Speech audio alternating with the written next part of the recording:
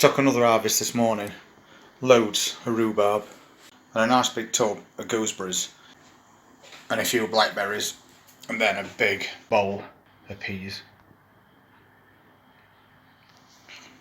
So a pretty good start to the day already. Once again we're waking up to a nice little harvest. I think this afternoon I might make a rhubarb crumble and we'll think about what to do with those gooseberries. It's either going to be gooseberry fool or gooseberry jam, but I've not decided on that one just yet. Unfortunately, not everything swings in our favour all fruit season, and I think this month has been the best example of that. July has been horrendous. Last night seemed quite cold again. We've had nothing but wind and rain, and according to weather forecast, it's not going to be stopping. This coming weekend's going to be back to heavy rain, windy and thunderstorms, and we're going to get continuous rain right up until August, which is not normal for this time of year, but there's nothing we can do about that. But because of these constant swings in temperature, it's having a negative impact on the plants that we're growing. And you might have spotted, I've got an example of that right behind me. Ironically, this is called Little Gem, although it don't look very little at the moment. That's lettuce that's bolted because the weather's gone from hot to cold. One time's too many, or it's been quite manageable temperature, but then it's gone really hot. And lettuce can't cope with that, just like spinach and quite a few other plants. And just like spinach, it'll go to seed. And that's why these plants are so tall. But all's not lost, we can still use this plant for seed saving. All I'm going to do with this plant is take all that dying foliage away from bottom, just clean it up. And although it seems pointless at this stage, it's not really, because we can keep this plant going with a minimum amount of water. And we also still need to keep slugs away from eating what's left of this plant.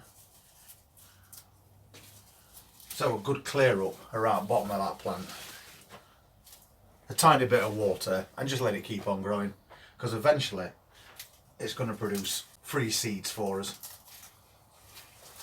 So because I always try and look on the positive side of everything, if one part of that growing process has failed, we can always look forward to something else in replacement. It's crazy how tall they grow. Look a little bit closer at this plant. I'm just taking off leaves that are no good, keeping that bottom clear as always. And then you can see to the extent this plant's growing. But right on top of this plant, right there, it's going to start and form flowers.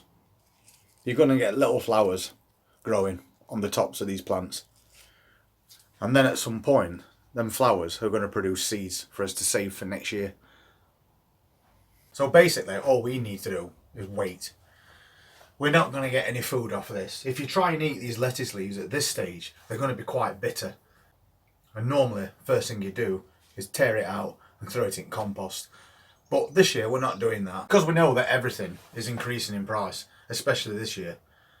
It makes perfect sense to think about saving your own seeds. And you haven't got to do anything. There's no work involved. You just leave this plant to do what it does. But the only tricky thing about this is at some point these flowers are going to be ready to get the seeds from. But there's a certain point that you have to do that. The flowers will grow little white tufts on top of them, and that's when you need to take them. And each little flower will have a certain amount of seeds in it. But if you take them when they're a flower that's just starting to die back and they haven't got a little white tuft on top, those seeds won't be mature, so they'll be no good. So you've got to time that right. So what we'll do is we'll keep this in greenhouse, and you can follow progress from this stage to actually collecting the seeds, and then you'll know exactly what to do if this happens to you. You don't have to throw those plants away if you want to save some seeds to save yourselves a little bit of money next year. We've also got something else happening in garden as well. We've got quite a lot of onions in these beds, and you can see that they're starting to fall over, which means they're going to bulb up a little bit more, and then we'll harvest these in August at some point. But in this bed, this onion has grown a long stem, and then on top of that stem we've got this bulb. And that's a flower head on your onions. So once again, we can wait until this flowers and the flowers die back, and then we can collect the seeds. Just like you would from this broccoli plant. We've got loads of little flowers on here, and each flower is going to contain seeds if we get them at the right point. We did an experiment at this end of the garden as well, and to be honest, I put some plants in here and I completely forgot about them. So let's go and have a look at what's happening over here behind this T-Rex plant. And that's where we tried a little experiment. I'd got a couple of plants left over, so rather than waste them, I'll just put them in ground anywhere. And one was a tomato plant. And it's only a tiny little plant, but it has actually grown some tomatoes. There's about 8 tomatoes on this one plant, but this one has actually ripened. How good's that from a tiny little plant? And the others are starting to go orange, so they're going to ripen also. And this has had no care or attention whatsoever. We've just chucked it in and we've left it, and it's still returned us with something. And next to it I put a quite small courgette plant, and once again we just left it. I can see that we've got problems with other plants wrapping themselves around this stem, which is going to end up choking this plant, so we need to get those off before it does that job. I think it's bindweed, but the point of that is this has also got fruit on it. So even though these 2 plants have had no care or attention, they've just been put in ground and left to their own devices, this again is still trying to give us some fruit, because plants want to survive. So I think that's pretty amazing that such a tiny plant that's had no feed, no care, no attention whatsoever has returned us with a really nice sized tomato like that off of such a tiny plant. And there's about another 8 or 9 on there that's also starting to ripen. So it just shows you that plants are very determined to survive. You can baby plants too much sometimes. Nature finds its own way no matter what, and it certainly had a bit of a battle on this month in particular with this weather, but still it's there producing. And it looks like we've got a courgette to come off that tiny little plant as well, which is brilliant. Meanwhile, other plants that can't cope as well, like lettuce and those onions, will still have a use for us a bit later on in the year. Because once those flower and those flowers die back, that's when we'll be collecting seeds. And also with onions, you've got to do it at just the right time. But we'll cover that as we get to it. I've also got a Savoy cabbage in a container, and this is also going to seed. You can see right in the centre we've got flower heads forming. So although we won't be able to harvest this plant to eat, once again we could save seeds from it. And of course we can save seeds from these peppers as well. In order to get viable seeds, you need to wait until your peppers are completely ripened and not green. And just over this side of the garden we've got some sweet peas. And sweet peas grow these little pods all over your plants. And these have been grown from seeds that we saved from last year. As this plant dies back, these will start to swell up, and you can see, if you look at that, those little peas starting to form inside. And they're going to be your seeds that you'll collect once these have gone all brown and dried up. And then you'll have 3 plants for next year.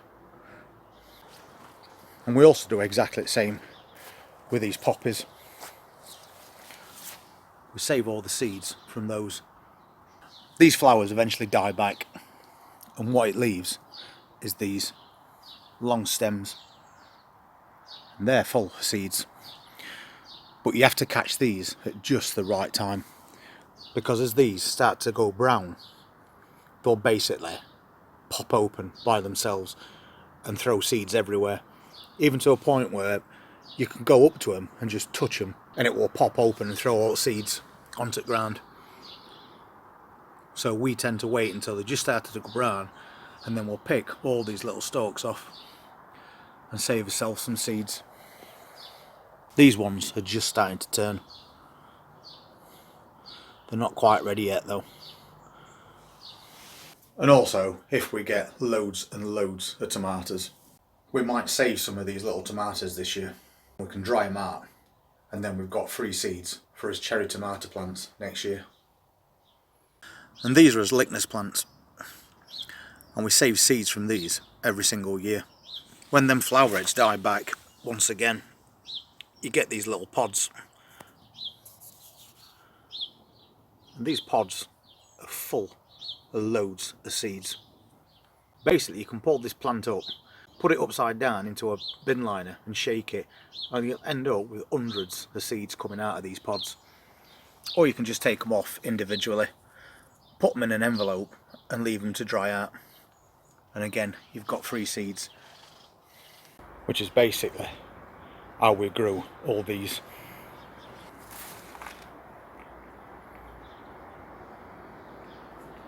So if things like this happen to you, it's just another way to look at that situation. It's not exactly what you planned, but you can still gain something from it if you want to. So even in worst scene scenario, all's not lost. We can still harvest some things, while other things that are deemed as a failure can actually give us a second chance if we want to save the seeds from those plants. And I think in this current climate, it's probably something that's worth thinking about. As I was saying, we grew those sweet peas from seeds that we saved last year, and this jar was full. And we've got loads and loads more seeds left. So they're going to provide us with a nice colourful display of sweet peas for quite a while yet. So if you've never done it before, it might be worth trying that this year. And we have done experiments with peppers where we've took really ripe peppers that we've bought from the supermarket, and we've dried the seeds out and we've planted them, and they've worked. Some of the peppers that we're growing this year are from those very seeds that we saved, and we can get some little tiny seeds from those cherry tomatoes, and then we'll dry those out and regrow them next year. So we can have quite a few different types of vegetables that we can save seeds from, and then we don't have to buy more seeds come next season. And another good thing about saving your own seeds is that they've got a longer shelf life than the seeds that you purchase from shops.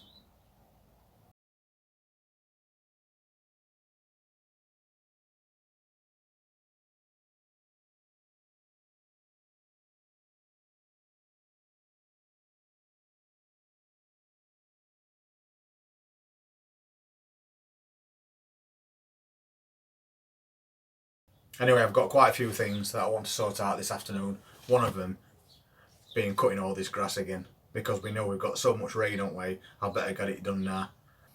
Otherwise we're going to have another week's growth on it, and it's going to be an even bigger job. We'll get that done this morning, and then we'll get some more jobs done this afternoon. If you're interested in seeing what we're going to be doing, please hit that subscribe button, press that notifications bell, and we'll see you on the next one. Take care.